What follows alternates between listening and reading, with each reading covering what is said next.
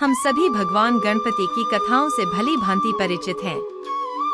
उनका जन्म, उनका बुद्धिमत्ता से भरा विवाह और उनके असंख्य चमत्कार।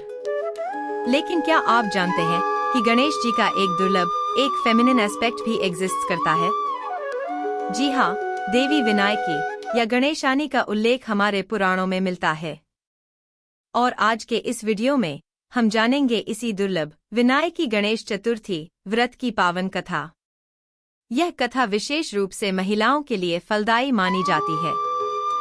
तो चलिए इस डिवाइन मिस्ट्री को अनफोल्ड करते हैं। लाइक, शेयर और इस चैनल को सब्सक्राइब करना न भूलें। सामान्यतः हम भाद्रपद महीने में आने वाली गणेश चतुर्थी को धूमधाम से मनाते हैं। लेकिन हर हिंदू महीने के कृष्ण पक्ष की चतुर्थी को भी गणेश जी का दिन माना जाता है। इन्हीं में से एक है विनायकी गणेश चतुर्थी। मान्यता है कि इस दिन व्रत रखकर और विनायकी देवी की कथा सुनकर विशेषकर महिलाओं को सभी प्रकार के संकटों से मुक्ति मिलती है। यह व्रत सुहाग, संतान सुख और घर में समृद्धि लाने वाला माना जाता है। प्राचीन काल की बात है। विदर्भ नगरी में एक धर्मपरायण ब्राह्मण दंपति रहता था। पति का नाम था यज्ञ शर्मा और पत्नी का नाम था सुशीला। उनके घर में हमेशा भगवान की पूजा अर्चना होती थी, लेकिन उनके कोई संतान नहीं थी। इस बात से वे दोनों बहुत दुखी रहते थे। एक बार सुशीला ने अपनी सखियों के साथ वन में जाकर विनायकी गणेश चतुर्थी का व्रत रखा।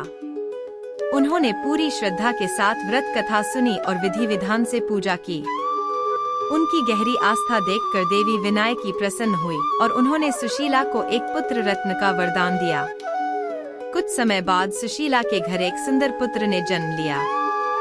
समय बीतता गया और वह बालक बड़ा होने लगा। लेकिन दुर्भाग्य से जब वह 16 वर्ष का हुआ तो उसकी अचानक आकस्मिक मृत्यु हो गई। इस घटना से सुशीला और यज्ञ शर्मा का हृदय टूट गया।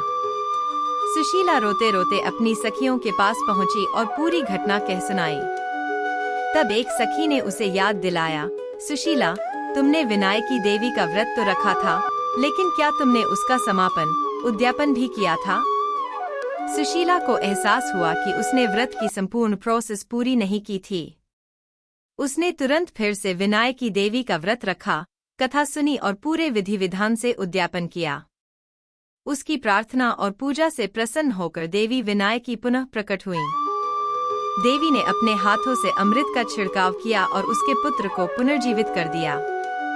देवी ने आशीर्वाद देते हुए कहा, जो भी स्त्री श्रद्धा पूर्वक इस व्रत को करेगी और इस कथा को सुनेगी, उसके सभी दुख दूर होंगे, उसे हेल्थी संतान की प्राप्ति होगी और उसके घर में सुख शांति और समृद्धि का वास होगा।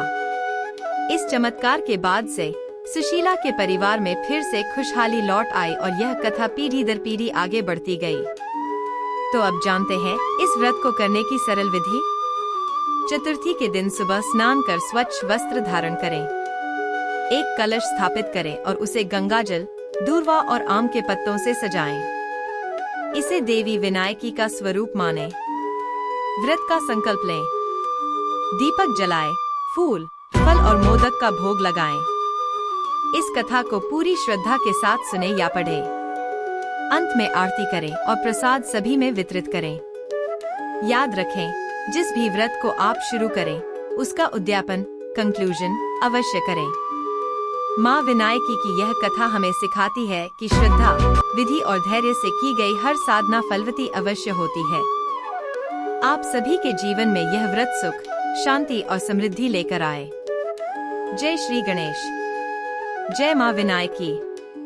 अगर आपको यह कथा पसंद आई हो तो वीडियो को लाइक करें, अपने लव्ड वंस के साथ शेयर जरूर करें ताकि वे भी इसका लाभ उठा सकें। हमारे चैनल को सब्सक्राइब करना और बेल आइकन दबाना न भूलें ताकि आप ऐसी ही धार्मिक जानकारियों से जुड़े रहें। आपके कमेंट्स हमें और बेहतर कंटेंट बनाने के लिए प्रेरित करते हैं। नमस्कार।